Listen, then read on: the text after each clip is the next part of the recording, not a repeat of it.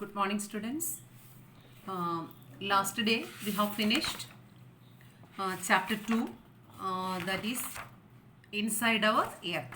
Hope that all of you finish your notes and study that portions well. And this Tuesday you have examination based on that first and second chapter. If you have any doubt regarding that chapters, you will call me before Tuesday. Okay. Today we are going to study the third chapter of geography, our changing earth. Our changing earth. Okay. Yes, take page number 12 of your geography textbook. Okay, listen. Our changing earth. അപ്പോൾ നമ്മൾ inside അവർ earth പഠിച്ചു അല്ലേ, crest, mantle, core. Then first lithosphere, hydrosphere, biosphere, ecosystem അല്ലേ, അതെല്ലാം നമ്മൾ പഠിച്ചു. Atmosphere അതെല്ലാം പഠിച്ചു. അതുമായിട്ട് റിലേറ്റഡ് ആയിട്ടുള്ള ചാപ്റ്ററാണ് ചാപ്റ്റർ 3 ഓൾസോ. അതുകൊണ്ട് ഞാൻ ഈ ചാപ്റ്റർ 3 കഴിഞ്ഞിട്ട് then I will go to history and politics chapter. But this chapter is closely related to chapter 1 and 2. Okay. Yes. The lithosphere is broken into a number of plates known as lithospheric plate. Lithosphere അറിയാം. എന്താ, what is lithosphere? A solid crust or hard top layer of the earth is called a lithosphere. A solid crust or hard top layer of the earth. We are living in lithosphere. അപ്പോൾ നമ്മൾ ജീവിക്കുന്ന ലെയറാണ്, എർത്തിൻ്റെ ലെയറാണ് lithosphere അല്ലേ. And lithosphere is broken into number of plate. It is called a lithospheric plate. Yes. You will be surprised to know that these plates move around very slowly. The lithospheric plate move around very slowly. Just a few millimeter each year. Few millimeter each year. Lithospheric plate move around very slowly. One year a few millimeter. This is because of the movement of molten magma inside there. അപ്പോൾ lithospheric plate move ചെയ്യാനുള്ള reason എന്താണ്? നമ്മൾ കഴിഞ്ഞ chapter പഠിച്ചു, എന്താ മാഗ്മയുടെ movement, ലാവായി എല്ലാം പഠിച്ചു അല്ലേ. ഐസ് അതിനകത്ത് ഞാനെല്ലാം ആ പിക്ചറിൽ എർത്ത് കേക്കൊക്കെ നന്നായിട്ട് എർത്ത് കേക്കിൻ്റെ ഒക്കെ കാണിച്ചിട്ടില്ലേ. ഓക്കെ. അപ്പം ഈ ലിത്തോസ്ഫിയറിക് പ്ലേറ്റ് മൂവ് ചെയ്യാനുള്ള റീസൺ എന്താണ്? Because of the movement of molten magma inside the earth. അപ്പോൾ lithospheric plate move because of the movement of molten magma inside the earth. The molten magma inside the earth moves in a circular manner. The circular manner, circle പോലെയാണ് അല്ലേ. It is in a circular manner. അപ്പം lithospheric plate move in which manner? Circular manner. കണ്ടോ, ഇങ്ങനെ circular mannerലാണ് lithospheric plate move ചെയ്യുന്നത്. In a circular manner. Yes. അപ്പോൾ lithosphere is broken into number of plates. It is called lithospheric plate. Why lithospheric plate move? Because of the movement of molten magma inside the earth. In which manner they move? Circular manner. മനസ്സിലായല്ലോ. Yes. The movement of these plates causes changes on the surface of the earth. അപ്പോൾ lithospheric plate move ചെയ്യുന്നതിന് എന്തിന് കാരണമാവും? എർത്തിൻ്റെ സർഫേസിൽ changes ഉണ്ടാവാൻ കാരണമാവും അല്ലേ. Yes, എർത്തിൻ്റെ സർഫേസിൽ ചേഞ്ച് ഉണ്ടാവും. Earth movements ഉണ്ടാവും. The earth movements are divided on the basis of force which cause them. The forces which act in the interior of the earth is called endogenic force. That work on the surface of the earth is called exogenic force. അപ്പോൾ നിങ്ങൾ ആദ്യം അത് നോക്കിയേ. The movement of the plate that causes changes in the surface of the earth. അപ്പോൾ ഇത് എർത്തിൻ്റെ movement ഉണ്ടോ? എർത്തിൻ്റെ movement നമ്മൾ പറഞ്ഞു, എർത്ത് മൂവ്മെൻറ്റിൽ എൻഡോജനിക് ഫോഴ്സും ഉണ്ട്, എക്സോജനിക് ഫോഴ്സും ഉണ്ട്. എൻഡോജനിക് ഫോഴ്സ് എന്ന് പറഞ്ഞാൽ സഡൻ ഫോഴ്സും ഉണ്ട്, ഡയാസ്ട്രോഫിക് ഫോഴ്സും ഉണ്ട്. ഈ സഡൻ ഫോഴ്സിനകത്ത് വരുന്നതാണ് ഏതൊക്കെയാണ് വരുന്നത്? Earthquake, volcano, landslide, അതൊക്കെ സഡൻ ഫോഴ്സാണ്. അപ്പോൾ എൻഡോജനിക് ഫോഴ്സ് എന്താ? What is the meaning of endogenic? ഇവിടെ എൻഡോജനിക്കിൻ്റെ മീനിങ് ഉണ്ട്. എന്താ? The forces which act in the interior of the earth. കണ്ടോ, ഇൻറ്റീരിയർ ഓഫ് ദി എർത്തിൽ വരുന്നതാണ് എൻഡോജനിക് ഫോഴ്സ്. അപ്പോൾ the forces which act on the interior of the earth, എർത്തിൻ്റെ interior വരുന്ന ആ ഫോഴ്സിനെയാണ് എൻഡോജനിക് ഫോഴ്സ് എന്ന് പറയുന്നത്. എൻഡോജനിക് ഫോഴ്സിന് example earthquake, volcano, landslide, sudden force. ഇനി ഡയാസ്ട്രോഫിക് ഫോഴ്സ് ഉണ്ട് അല്ലേ. അതെന്തൊക്കെയാണ്? Building mountains. യെസ്, അതാണ് എർത്ത് മൂവ്മെൻറ്റ്. സോളിഡ് മെറ്റീരിയലിനൊക്കെ മൂവ്മെൻറ്റ് ഉണ്ടാകുന്നതാണ് ഈ diastrophic force, movement of the solid material on the earth crust. അപ്പോൾ earth movement endogenic force, exogenic force. Endogenic means interior of the earth, the force which act as the interior of the earth. അതിൽ earth കേക്കും volcano ലാൻഡ് സ്ലൈഡൊക്കെ ഓർത്താൽ മതി. Okay, ഇനി exogenic force എന്ന് പറയുന്നത് എന്താ? The movement or the forces which work on the surface of the earth. എർത്തിൻ്റെ സർഫേസിലുണ്ടാകുന്ന മൂവ്മെൻ്റ് ആണ്, അല്ലെ ഫോഴ്സാണ്. The force that work on the surface of the earth is called exogenic force. Erosion and deposition, a river, wind, sea wave, glaciers, all these are the examples of exogenic force. Now the earth movement is classified into two forces, endogenic force and exogenic force. Endogenic force means interior of the inside the earth inde force aanu. Outside the earth varumbol endale surface of the earth varumbol endha exogenic force. Endogenic force in example earthquake, volcano, landslide. Exogenic force in example erosion, deposition, river, wind, sea wave, etc. Okay. Okay, listen. Changes on the earth's surface is due to two types of forces, endogenic force and exogenic force. Endogenic force in example ആയി കൊടുത്തിരിക്കുന്നത് എന്തൊക്കെയാ? Earth tsunami, volcano, അല്ലേ? Yes, inside the എർത്തിൽ വരുന്നത്. Then exogenic force external ഫിനോമിനയാണ്, അല്ലേ? External, അതായത് on the surface of the earth. അതിനകത്ത് എന്തൊക്കെ വരും? എയർ, വാട്ടർ, അതിനെക്കൊണ്ട് മൂവ്മെൻറ്റ്, അല്ലേ? യെസ്, അതാണ് റിവർ, വിൻഡ്, ടെക്സ്റ്റ് ബുക്കിനകത്ത് തന്നിട്ടുള്ള glaciers, sea waves, etcetera. Okay, അപ്പോൾ എൻഡോജനിക് ഫോഴ്സും എക്സോജനിക് ഫോഴ്സും clear? Okay, endogenic force sometimes produce sudden movements. നമ്മൾ മുമ്പേ പറഞ്ഞു earthquake, volcano, sudden movement ഉണ്ടാവും, അല്ലേ? സഡൻ മൂവ്മെൻറ്റ്സ്, അല്ലേ? Yes, sudden movement like earthquake and volcano cause mass destruction over the surface of the earth. എർത്ത് കേക്കൊക്കെ ഉണ്ടാകുമ്പോഴല്ലേ, ഭൂമികുലുക്കമൊക്കെ ഉണ്ടാകുമ്പോൾ എന്തുണ്ടാവും? വോൾക്കാനിക് ഇറപ്ഷനൊക്കെ ഉണ്ടാകുമ്പോൾ വളരെ ബുദ്ധിമുട്ടുകളാണ്, അല്ലേ? യെസ്, ബിൽഡിംഗ് ഒക്കെ എർത്ത് കേക്കൊക്കെ ഉണ്ടാകുമ്പോൾ എന്ത് ചെയ്യും? ബിൽഡിംഗ് ഒക്കെ താഴേക്ക് വീഴാം, അല്ലേ? അതൊക്കെ എർത്ത് കേക്ക് ഉണ്ടാകുമ്പം സംഭവിക്കുന്നതാണ്. അപ്പോൾ സഡൻ മൂവ്മെൻറ്റ്സ് ആണ് ഉണ്ടാകുന്നത് എൻഡോജനിക് ഫോഴ്സിൽ. ഇനി നെക്സ്റ്റ് വോൾക്കാനോ. ഞാൻ കഴിഞ്ഞ പിക്ചറിലും കാണിച്ചിട്ടുണ്ട്, കഴിഞ്ഞ ക്ലാസ്സിൽ പിക്ചർ കാണിച്ചിട്ടുണ്ട് volcano. Volcano is a vent or opening in the earth crust through which molten material erupts suddenly. കണ്ടോ? Volcano is a vent or opening. Vent ആണ്, ഒരു ഓപ്പണിംഗ് ആണ്. In the earth crust, എവിടുത്തെയാ? എർത്തിൻ്റെ ക്രസ്റ്റിൽ. Through which the molten material erupt suddenly. ഇത് വോൾക്കാനോയുടെ ഒരു പിക്ചറാണ്. അത് ഞാൻ കഴിഞ്ഞ ദിവസം ലൈവായിട്ട് കാണിച്ചായിരുന്നു, അതല്ലേ? അതെങ്ങനെയാണ് അകത്തുനിന്ന് വെളിയിലേക്ക് വരുന്നതെല്ലാം ഞാൻ കഴിഞ്ഞ ദിവസം ക്ലാസ്സിൽ കാണിച്ചതാണ്. അതുകൊണ്ട് ഞാൻ പറഞ്ഞു ഈ ചാപ്റ്റർ അതുമായിട്ട് റിലേറ്റഡ് ആണ്, അപ്പോൾ നിങ്ങൾ അതുകൂടെ നോക്കിക്കൊള്ളുക. ഓക്കെ, അപ്പോൾ volcano is a vent or opening in the earth crust to which the molten material erupt suddenly. Molten material എന്ത് ചെയ്യും?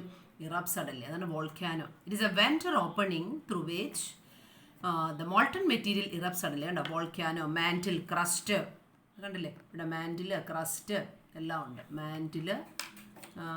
മാൻറ്റിൽ, ക്രസ്റ്റ്, കണ്ടോ?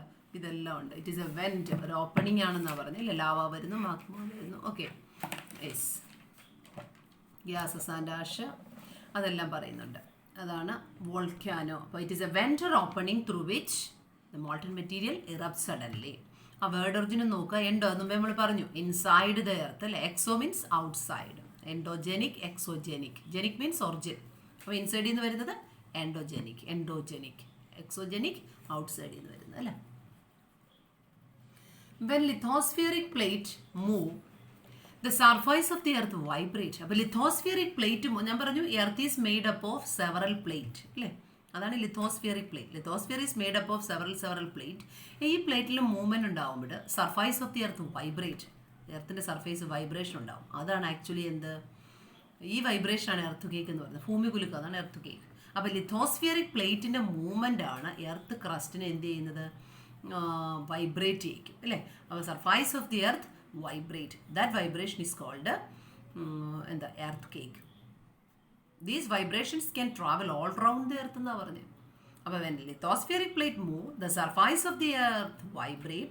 These vibrations are called earthquake. ഈ ഭൂമിയിലൊക്കെ അങ്ങോട്ട് കിട്ടുകിട്ടാന്നൊരു സൗണ്ട് കേൾക്കാൻ പറ്റും, അല്ലേ? യെസ്. അപ്പോൾ when lithospheric plate move, the surface of the earth vibrate. These vibrations are called earthquake. The place in the crust where movement start is called focus. അപ്പോൾ ക്രസ്റ്റിൻ്റെ പ്ലേസിൽ ഈ movement start ചെയ്യുന്ന സ്ഥലമാണ് ഫോക്കസ് എന്ന് പറയുന്നത്. തന്നെ ഇവിടെ ഈ പിക്ചറിൽ കാണിച്ചിട്ടുണ്ട് ഫോക്കസ്. ഈ എർത്ത് കേക്കിൻ്റെ മൂവ്മെൻറ്റ് സ്റ്റാർട്ട് ചെയ്യുന്ന സ്ഥലമാണ് ഫോക്കസ്. കണ്ടോ, ദ എർത്ത് കേക്ക് മൂവ്മെൻറ്റ്, അത് ഞാൻ വേറൊരു പിക്ചറിലൂടെയും കാണിക്കാം. എർത്ത് കേക്കിൻ്റെ മൂവ്മെൻറ്റ് സ്റ്റാർട്ട് ചെയ്യുന്ന സ്ഥലമാണ് focus. The place on the crust where movement start is called focus. The place on the surface above the focus is called epicenter. കണ്ടോ, ഈ ഫോക്കസിന്റെ തൊട്ട് മുകളിൽ കാണുന്ന സ്ഥലമാണ് epicenter. Epicenter is the place above the focus. അപ്പോൾ this is focus. ഇവിടെ വെച്ചാണ് എർത്ത് കേക്ക് സ്റ്റാർട്ട് ചെയ്യുന്നത്. അതിന് മുകളിൽ കാണുന്ന സ്ഥലമാണ് എന്ത്? Epicentre. Above the focus, the place above the focus is called epicentre. Then vibration travel outwards from epicentre as waves. കണ്ടോ, ഫ്രം എപ്പിസെന്റർ ആസ് വേവ്സ്. കണ്ടോ, ഔട്ട്വേർഡിലേക്ക് ട്രാവൽ ചെയ്യും. എന്താ? വേവ്സ് ആയിട്ട് അല്ലേ? വേവ്സ് എന്ന് പറയാൻ അറിയാമല്ലോ. Vibrations travel outwards from the epicentre as waves. അപ്പോൾ ഈ ഫോക്കസിലാണ് എന്ത് ചെയ്യുന്നത്? മൂവ്മെൻറ്റ് സ്റ്റാർട്ട് ചെയ്യുന്നത്. എന്നിട്ട് അത് എങ്ങോട്ട് പോകും? എപ്പിസെന്ററിലേക്ക് പോകും അല്ലേ? എന്നിട്ട് അവിടെ വെച്ച് എന്ത് ചെയ്യും? ഔട്ട്വേർഡിലേക്ക് പോകും. വേവ്സിനെ പോലെയാണ് പോകുന്നത്. The vibration travel outward from the epicentre as waves. Greatest damage is usually close to the epicentre and strength of the earthquake decreases away from the centre. അപ്പം ഈ എപ്പിസെന്ററിന് അടുത്തുള്ള സ്ഥലങ്ങളിൽ എർത്ത് കേക്കിൻ്റെ എന്താ കാഠിന്യം കൂടുതലായിരിക്കും. അതാണ്. Greatest damage is closest to the epicentre. ഈ എപ്പിസെന്ററിന് അടുത്തുള്ള സ്ഥലമാണെങ്കിൽ അവിടെ എന്തായിരിക്കും? ഡാമേജ് കൂടുതൽ. എന്നാൽ കൂടുതൽ എർത്ത് കേക്ക് നടക്കും. എർത്ത് കേക്കിൻ്റെ എന്താ ഫോഴ്സ് കൂടുതലായിരിക്കും. മനസ്സിലായില്ലേ? Yes. The strength of the earthquake decreases away from the epicenter. എപ്പിസെന്ററിൽ പിന്നെ ദൂരേക്ക് പോകും തോറും എന്ത് ചെയ്യും? ഇതിൻ്റെ ഫോഴ്സ് കുറഞ്ഞുകൊണ്ടേയിരിക്കും. അതാണ് എർത്ത് കേക്കിൻ്റെ എപ്പിസെന്ററും ഫോക്കസും ഒക്കെ. ഈ എർത്ത് കേക്ക് മെഷർ ചെയ്യുന്ന ഇൻസ്ട്രുമെൻ്റ് ഏതാ? സീസ്മോഗ്രാഫ്. അത് നെക്സ്റ്റ് പേജിലുണ്ട് കേട്ടോ. The earthquake is measured with a machine called seismograph. The magnitude of the earthquake is measured on Richter scale. അപ്പോൾ എർത്ത് കേക്ക് മെഷർ ചെയ്യുന്ന സീസ്മോഗ്രാഫാണ്. എന്നത് എത്രമാത്രം, എത്ര കാഠിന്യത്തിൽ നടന്നു, മാഗ്നിറ്റ്യൂഡ് എത്രയാണ് എന്നറിയുന്നത് റിച്ചർ സ്കെയിൽ ഉപയോഗിച്ചാണ് കേട്ടോ. Richer scale. An earthquake of 2 or less than be felt only a little. Earthquake over 5 can cause damage from things falling. കണ്ടോ, റിച്ചർ സ്കെയിൽ 5 രേഖപ്പെടുത്തി എന്ന് പറഞ്ഞാൽ എന്താണ്? അത് തിങ്സ് ഒക്കെ ഡാമേജ് ആവും. 6 ആണെങ്കിലോ ഹയർ മാഗ്നിറ്റ്യൂഡാണ്. കണ്ടോ, is very strong. And 7 is classified as A major earth cake. കണ്ടോ, അപ്പം earth cake 2 or less than, അത് ലിറ്റിലായിട്ട് ചെറുതായിട്ടൊന്ന് ഭൂമിയൊക്കെ ഒന്ന് കുലുങ്ങി വലിയ നാശനഷ്ടങ്ങളൊന്നും ഉണ്ടാവത്തില്ല. എന്നാൽ 5 ആണെങ്കിലോ ഡാമേജ് ഉണ്ടാവും അല്ലേ? ആ തിങ്സ് ഒക്കെ താഴെ വീഴും. പിന്നെ ചിലപ്പോൾ എർത്ത് കേക്ക് വരുമ്പോൾ നമ്മൾ ഈ വീട്ടിൽ വെച്ചിരിക്കുന്ന സാധനങ്ങൾ തന്നെ താഴെ പോകും. പിന്നെ 6 ആണെങ്കിൽ ഹയർ മാഗ്നിറ്റ്യൂഡാണ്, സ്ട്രോങ് ആയിരിക്കും.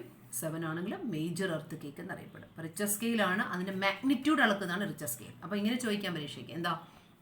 Which is N instrument for measuring magnitude of earth cake എന്ന് ചോദിച്ചാൽ റിച്ചർ സ്കെയിൽ. എന്നാൽ ഇൻസ്ട്രുമെൻറ്റ് മെഷറിംഗ് എർത്ത് കേക്ക് എന്ന് ചോദിച്ചാൽ സീസ്മോഗ്രാഫ്. Okay, yes. അപ്പോൾ അതാണ് ഫോക്കസ്, എപ്പിസെൻറ്റർ, എർത്ത് കേക്ക് എന്താണ്. അപ്പോൾ what are earthquake? Earthquake എന്ന് വെച്ചാൽ ദ ലിത്തോസ്ഫെറിക് പ്ലേറ്റ് മൂവ് അല്ലേ? Surface of the earth also move. These vibrations are called earthquake. The place in the crust where movement start ചെയ്യുന്ന സ്ഥലം focus. The place above the focus is called epicenter. അപ്പോൾ എപ്പിസെൻറ്ററിൽ നിന്ന് അകലെയുള്ള സ്ഥലങ്ങളാണെങ്കിൽ earth കേക്കിൻ്റെ magnitude കുറവായിരിക്കും. അപ്പോൾ vibration travel outward from the epicenter as waves. Greatest damage is closest to the epicenter. If the place away from the epicenter എന്ന് പറയുമ്പോൾ എന്താ? അതിൻ്റെ magnitude decrease or strength of the earthquake decrease. Okay, yes. പിന്നെ അതിൻ്റെ ഒരു picture കൂടെ കാണിക്കാം. Okay, this is epicenter. Okay, epicenter, focus and seismic waves. കണ്ടോ, ഫോക്കസ് ആണ് സെൻറ്റർ, അവിടെ നിന്ന് ഇങ്ങോട്ട് എപ്പിസെൻറ്റർ. ഇതിൽ നിന്നാണ്, ഈ എപ്പിസെൻറ്ററിൽ നിന്നാണ് അങ്ങോട്ട് സ്പ്രെഡ് ചെയ്ത് പോകുന്നത്. എപ്പിസെൻറ്ററിന് അടുത്തുള്ള സ്ഥലങ്ങളിൽ എർത്ത് കേക്കിൻ്റെ ഇൻറ്റൻസിറ്റി കൂടുതലായിരിക്കും. ദൂരോട്ട് പോകുന്തോറും ഇൻറ്റൻസിറ്റി കുറയും. ഓക്കെ, അപ്പോൾ അത് നിങ്ങൾ ഈ പിക്ചർ ജസ്റ്റ് ഒന്ന് മനസ്സിലാക്കുക. Okay, yes, next earthquake cannot be predicted അല്ലേ. The impact can certainly be minimized if you are prepared beforehand. അങ്ങനെ പ്രെഡിക്റ്റ് ചെയ്യാൻ പറ്റുന്നതല്ല, ചിലപ്പോൾ പെട്ടെന്നായിരിക്കും ഉണ്ടാകുന്നത് അല്ലേ. എങ്കിലും മിനിമൈസ് ചെയ്യാൻ പറ്റും. നമ്മളെപ്പോഴും പ്രിപ്പയർ ആയിരുന്നാൽ we can minimize its impact. അതിൻ്റെ എന്താ നാശനഷ്ടങ്ങൾ നമുക്ക് ഒരുപാട് കുറയ്ക്കാൻ പറ്റും. Some common earthquake prediction methods adopted local people include studying animal behavior. Fish in ponds get agitated. Snakes come to the surface. കണ്ടോ? അപ്പോൾ അങ്ങനെയൊക്കെയുള്ള പണ്ടൊക്കെ ആൾക്കാർ യൂസ് ചെയ്യുന്നത്, ഇപ്പം അങ്ങനെയൊന്നുമല്ല. പണ്ടൊക്കെ ആൾക്കാർ യൂസ് ചെയ്തിരുന്ന മെത്തേഡ്സ് ആണ്. ഇപ്പോൾ സയൻറ്റിഫിക് മെത്തേഡ്സ് ഒക്കെയാണ് നമ്മൾ യൂസ് ചെയ്യുന്നത് അല്ലേ. യെസ്, ലോക്കൽ പീപ്പിൾ പണ്ടത്തെ studying animal behaviour, fish in ponds get agitated, snakes come to the surface. Okay, പിന്നെ ഈ കോളം ഞാൻ പറഞ്ഞു, റിച്ചർ സ്കെയിലിൻ്റെ കാര്യമൊക്കെ പറഞ്ഞു. പിന്നെ കേസ് സ്റ്റഡി ഒന്നും വലിയ ഇമ്പോർട്ടൻസ് ഇല്ല. എർത്ത് പ്രിപ്പയർഡ്നെസ് നമുക്ക് എന്തൊക്കെ ചെയ്യാൻ പറ്റും. Where to take shelter during an earthquake ഒക്കെ നമുക്ക് എവിടെയൊക്കെ നമുക്ക് ഷെൽട്ടർ തേടാം. Safe spot under a kitchen counter, table or desk, against an inside corner or wall. കണ്ടോ?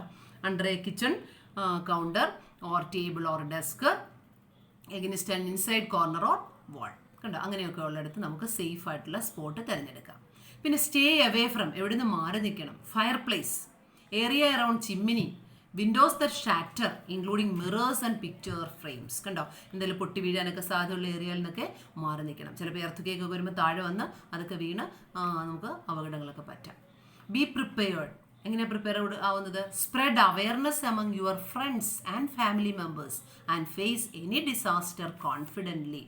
Spread awareness amongst your friends and family members. കണ്ടോ? എല്ലാവരോടും പറയുക, എന്തെങ്കിലും ഒരു ഡിസാസ്റ്റർ വരികയാണെങ്കിൽ നമുക്കത് പ്രിപ്പയർ ആയിരിക്കണം, അല്ലെങ്കിൽ അങ്ങനെ വന്നാൽ നമ്മൾ പാനിക് ആവരുത്. ഇപ്പം തന്നെ നമുക്ക് ഡിസാസ്റ്റർ നമുക്കിപ്പം കൊറോണ എന്ന് പറയുന്ന വളരെ ഭീകരമായ വൈറസ് നമ്മളെ ഇങ്ങനെ ആക്രമിച്ചുകൊണ്ടിരിക്കുകയാണ് അല്ലേ. അപ്പോൾ ഒരുപാട് ജീവൻ നഷ്ടപ്പെട്ടുകൊണ്ടിരിക്കുകയാണ്. അപ്പം നമ്മൾ എന്നാലും പാനിക് ആവാൻ പാടില്ല. മനസ്സിലായില്ലേ? അപ്പോൾ നമ്മൾ കാം ആൻഡ് ക്വയറ്റായിട്ട് നിന്ന് നമ്മളതിനുള്ള മെഷേഴ്സൊക്കെ അഡോപ്റ്റ് ചെയ്യുക. അത് വരാതിരിക്കാനല്ലോ. നിങ്ങളാണെങ്കിൽ തന്നെ അല്ലേ, നിങ്ങൾ എന്ത് ചെയ്യുക, I have to adopt some measures for preventing this corona virus അല്ലേ. എന്തൊക്കെയാണ് നിങ്ങൾക്കറിയാം. എപ്പോഴും കൈ വൃത്തിയാക്കിക്കൊണ്ടിരിക്കുക, മാസ്ക് യൂസ് ചെയ്യുക, അങ്ങനെയൊക്കെയുള്ള കാര്യങ്ങൾ നന്നായിട്ട്. പിന്നെ അധികം വെളിയിലൊന്നും ഇറങ്ങാതെ ഇരിക്കുക, മറ്റുള്ളവരുമായിട്ടുള്ള അടുത്ത സഹകരണമൊക്കെ ഒഴിവാക്കുക. അതല്ലേ സാമൂഹ്യ അകലം പാലിക്കുക എന്നൊക്കെ പറയത്തില്ലേ. അപ്പോൾ അങ്ങനെ നമ്മൾ എന്ത് ചെയ്യുക, വൈറസിനെ എങ്ങനെയെങ്കിലും തടുക്കാൻ ശ്രമിക്കുക. വൈറസ് അങ്ങനെ പെട്ടെന്നൊരു വൈറസ് വന്നാൽ പെട്ടെന്ന് ഈ ലോകത്തൊന്നും അപ്രത്യക്ഷമായി പോകത്തൊന്നുമില്ല. മനസ്സിലായില്ലേ? അപ്പം നമ്മളതിന് സേഫ് മെഷേഴ്സ് യൂസ് ചെയ്യുക. ഓക്കെ, അപ്പോൾ നിങ്ങളും നല്ല പ്രിപ്പയർ ആയിരിക്കണം. പിന്നെ എന്ത് വന്നാലും കോൺഫിഡൻ്റ് ആയിട്ട് നമ്മൾ നേരിടുക. കോൺഫിഡൻസ് ഈസ് വെരി ഇമ്പോർട്ടൻ്റ് അല്ലേ. For the success of life what is important? Confidence. ആ കോൺഫിഡൻസ് നിങ്ങൾ ക്രിയേറ്റ് ചെയ്യണം കേട്ടല്ലോ. നിങ്ങൾ പഠിത്ത കാര്യത്തിലാണെങ്കിലും എനിക്ക് ഏതെങ്കിലും ഒരു സബ്ജക്റ്റ് ബുദ്ധിമുട്ടാണെങ്കിൽ, ഇപ്പോൾ മാത്സ് ബുദ്ധിമുട്ടാണ്, സോഷ്യൽ അങ്ങനെയൊന്നും പറയരുത്. എങ്ങനെയാവണം? നിങ്ങൾ കോൺഫിഡൻ്റ് ആയിട്ടിരിക്കണം. ഞാൻ എത്ര ഡിഫിക്കൽട്ട് സിറ്റുവേഷനെയും ഐ വിൽ ഫേസ്. ആ വിൽ എന്നുള്ള വാക്ക് നിങ്ങൾ എപ്പോഴും മനസ്സിൽ ഓർക്കണം കേട്ടോ. I will face. ഞാൻ ഇപ്പോൾ ഏതെങ്കിലും ഒരു പ്രോബ്ലം, അല്ലെങ്കിൽ മാത്സിൻ്റെ ഒരു പ്രോബ്ലം ബുദ്ധിമുട്ടാണെങ്കിൽ, സോഷ്യൽ സ്റ്റഡീസിൻ്റെ ഒരു ചാപ്റ്റർ ബുദ്ധിമുട്ടാണ്, ഉടനെ നമ്മൾ എന്ത് ചെയ്യുക, അതെങ്ങനെ സിംപ്ലിഫൈ ചെയ്യാം. അപ്പോൾ ആ ടീച്ചേഴ്സിനോട് ചോദിക്കുക, നിങ്ങൾ അതിനെ ഉള്ള ഡൗട്ട്സുകൾ ക്ലിയർ ചെയ്ത് പോവുക, പ്രോപ്പറായിട്ട് അത് വായിക്കുക, ക്ലാസ്സുകളൊക്കെ പ്രോപ്പറായിട്ട് കേൾക്കുക. മനസ്സിലായില്ലേ എന്ന് പറയുന്ന പോലെ. അപ്പോൾ ആ സബ്ജക്റ്റിനെ നമുക്കങ്ങ് ഇഷ്ടപ്പെടും. അങ്ങനെയാണ് നമ്മൾ സബ്ജക്റ്റിനെ ഇഷ്ടപ്പെടുന്നത് അല്ലേ. അതുപോലെ തന്നെ നിങ്ങൾ ഈ കൊറോണ വൈറസ് എന്ന് പറയുന്ന ഈ അസുഖത്തെ എന്ത് ചെയ്യുക, കൊറോണ എന്ത് ചെയ്യുക, നേരിടുക. നമ്മൾ തൻ്റെടമായി നേരിടുക. മനസ്സിലായില്ലേ? നമ്മൾ ഗവൺമെൻറ് പറയുന്ന പ്രിക്കോഷൻസൊക്കെ യൂസ് ചെയ്ത് മുന്നോട്ട് പോവുക. അതാണ് ബി പ്രിപ്പയർഡ് എന്ന് പറയുന്നത്. Spread awareness among your friends and family members and face any disaster confidently. Okay, yes. അപ്പോൾ നമുക്കൊരു പോസിറ്റീവായിട്ടുള്ള കാര്യം കൂടെ ഈ ചാപ്റ്റർ പഠിച്ചപ്പോൾ കിട്ടി അല്ലേ. നിങ്ങൾക്ക് എന്താ കിട്ടിയത്?